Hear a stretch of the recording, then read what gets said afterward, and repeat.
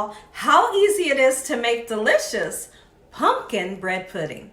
This recipe right here is absolutely amazing. It's so easy to make, doesn't require a lot of ingredients. If you make it Gina Young style, your family will love you for this recipe. Here are the ingredients you're gonna need. You're gonna need some bread.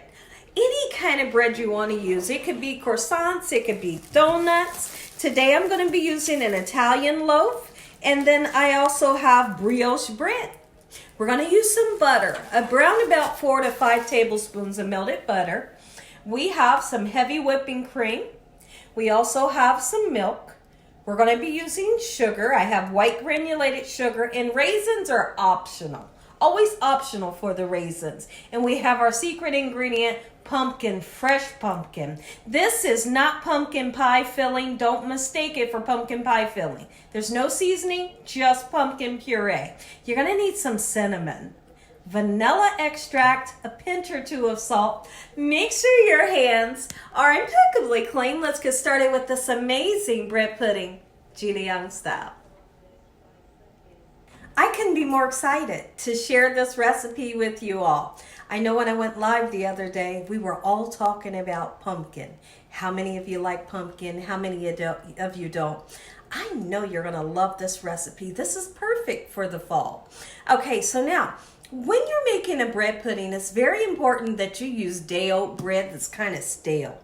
Okay, so my bread is stale. If your bread is fresh and it's not stale, what I'm gonna suggest to you all is that you cut your bread up or even tear it up, throw it in the oven, 200 degrees for about 10 to 15 minutes to let it get nice and dry.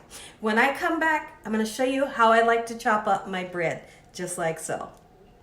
The purpose for me telling you if your bread is not stale to give it a nice toast so it can dry out a little bit is because I personally believe that when you make a bread pudding, it turns out better if your bread is either stale or nice and toasted. Since my bread is stale, I won't be toasting it in this video. So you can chop it, you can pull it apart, whatever you want to do. Bread pudding is absolutely amazing and so easy to make. A lot of people steer away from it because they think it's hard. But in this video, I'm going to prove how easy it is to make and how delicious it can be. So I'm going to chop mine up just like so in this manner. I hope y'all are having a great day today. This is definitely a recipe that I like to make around the fall time and even for the holidays. This is perfect for the holidays. In this video today, I'm going to show you all how to make a delicious vanilla sauce to pour on top of this. The fun thing about making a bread pudding is you could use any kind of bread. You could use croissants. I've even used Krispy Kreme donuts one time. It was absolutely amazing. You could use banana bread, raisin bread. Have fun with the recipe when you make it. There was one time a couple years ago where I decided that I wanted to put Granny Smith apples into my bread pudding, and it was success. I'm going to chop up this brioche bread, and I'm going to mix it in with the Italian loaf. And when I come back, I'm going to show you how to make the sauce. I don't know if I told you all that you're going to need some eggs, but you're going to need some eggs. We're going to use 4 large eggs for this recipe. And we're going to use a 9 by 13 baking dish. You can use a disposable one if you like. That's what I always use. Okay, so let's get our eggs nice and cracked, just like so. If I haven't said, I hope y'all are having a great day today. Hope you're having a most splendid day. Let me know in the comment section below, have you ever had bread pudding? What was your experience? I'd love to know in the comment section below. I'll be answering some questions and messaging you all back. Okay, so now I have a 15-ounce pure pumpkin puree. I'm going to use about half of it, okay? You can use all of it for this recipe if you wanted to, but I just didn't want to overwhelm it. I do want that flavor of the pumpkin to shine through, but I don't want to overwhelm it.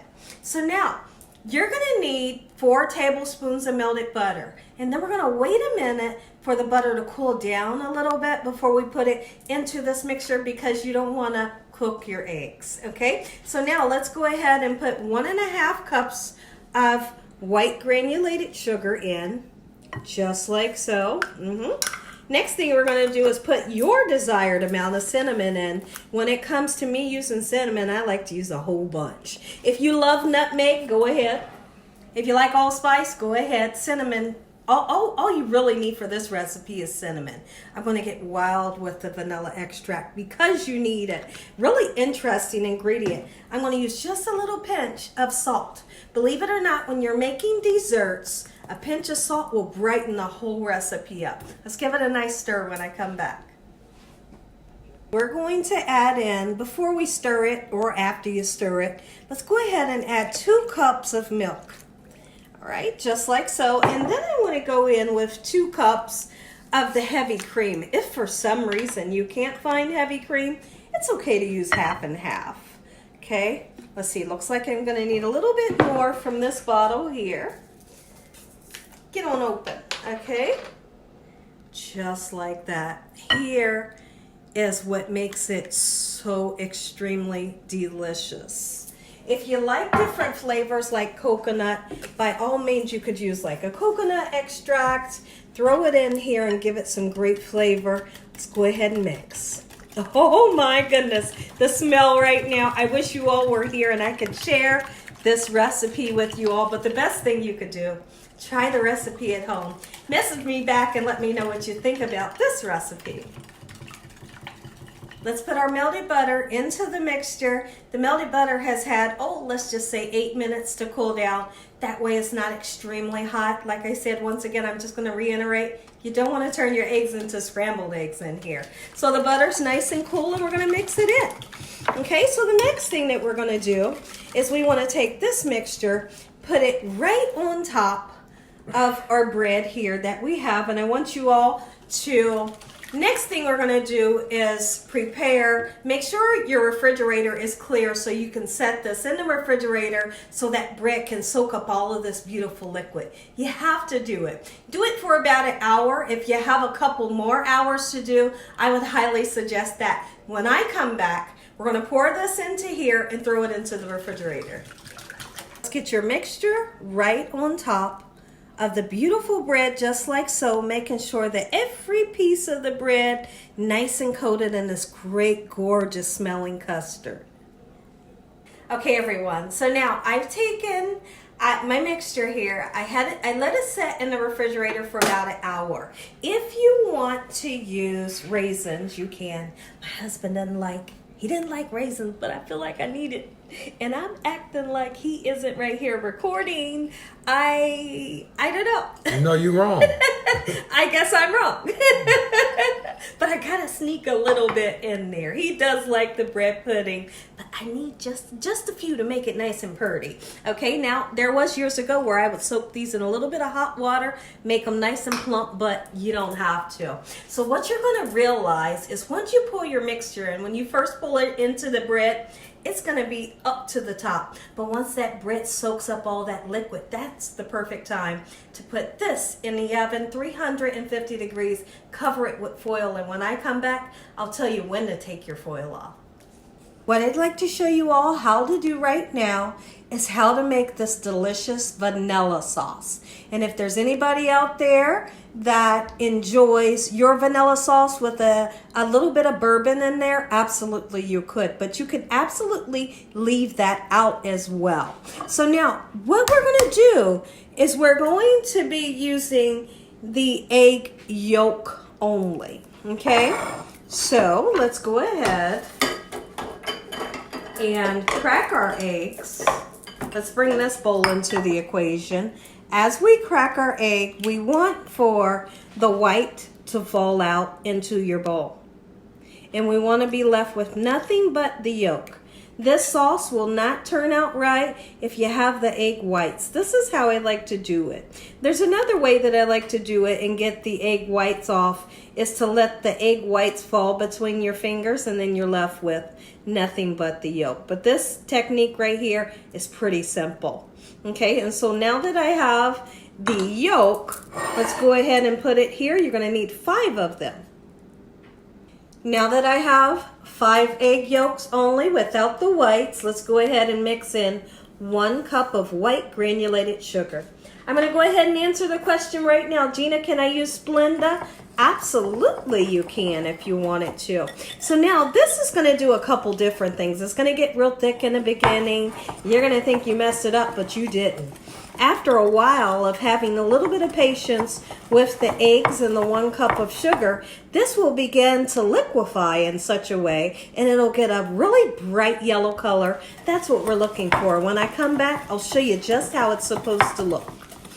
Have patience. Don't rush the recipe. This is what it should look like once it begins to brighten up, but yet it's still thick and you can hear the sugar. The sugar will become silent and it will liquefy a whole lot more. I'll show you when I come back. This is what I want it to look like. Beautiful, where just ribbons form as it falls into the bowl. Let's go ahead and mix in 1 cup of milk, just like so, into the mixture. Once the milk is completely mixed in, we're going to put this into a simmering pot. We're going to let it simmer until it comes up to just a very slight boil. When we start to see little bubbles on the outside, we're going to add heavy cream and vanilla. We're going to cook it until it gets nice and thick. As soon as we begin to see little bubbles beginning to form at a slight boil, then we add 1 cup of heavy cream. This mixture has came up to a very slight boil. Let's go ahead and add our heavy cream in. Keep it on low, keep an eye on it, watch it. Eventually, if you have patience, it will get nice and thick and it's going to taste good. Oh, it smells so good in here. The sauce is beginning to thicken up, and once that happens, feel free to put either a vanilla bean. If you're using a fresh vanilla bean, split that baby down the middle, get all the beautiful vanilla beans out, scrape it into here, or you can use vanilla extract just like so in this manner. Talk about a delicious sauce, and when it thickens up, we'll come back, taste it together. Our sauce is finished. You're gonna see some foamy stuff, and you can scrape it off using a spoon just like so, or you can leave it in there. I normally don't scrape it off, but I will be showing you how to make sure that your sauce is to the consistency that we are looking for. Well, what we're gonna do like this with our finger. If it stays apart just like so, your sauce is to the perfect consistency. Who likes that trick? It's so interesting. Okay, so let's go ahead and turn this off. And guess what's great about this beautiful sauce? It thickens up as it sits. Oh, it smells so good in here. My goodness. Gina, I just want to taste the sauce. I know you do. Oh, my goodness. Now's your time. Taste the vanilla sauce. Let me know what y'all think. When you make the recipe, you are going to love it. Ooh, I'm getting ready to lick the back of that spoon. Look at that. Tastes good to me. This is what the bread pudding looks like after an hour in the oven, 350 degrees. Perfect. We've taken the foil off, and now we're going to close the oven and let it cook without the foil. As for the sauce, let me show you how much it's thickened up. Yep, and it's good.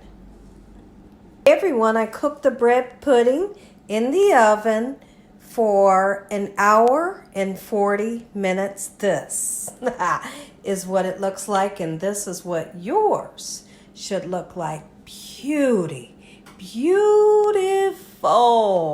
I'm going to continue to record this video. My husband had to make a run. All right, so I'm recording it myself. Now, what you have to do, this is definitely a must. Let it set before you slice down into it. And when it comes out of the oven, it'll be real high, but then as it cools down, it'll come back down into the pan, okay? This is what we have. Now, stay tuned because I'm going to plate it up. We're going to taste it together. I'm going to say an amazing prayer. If y'all enjoyed this video, give me a thumbs up. If you haven't subscribed, make sure you subscribe. Tell your family and friends and everyone you know. Tell the whole world what Gina Young's doing in this kitchen on a daily basis. I'm going to let this set for at least a half an hour before we plate it up so I can cut it into a nice square. Look down in the inside. I have to show you the inside. Look at that. How about we make a plate? I don't remember if I said a prayer, but if I didn't, good Lord Jesus, thank you. In Jesus Christ's name we pray. Amen. Amen. Once again to my beautiful prayer.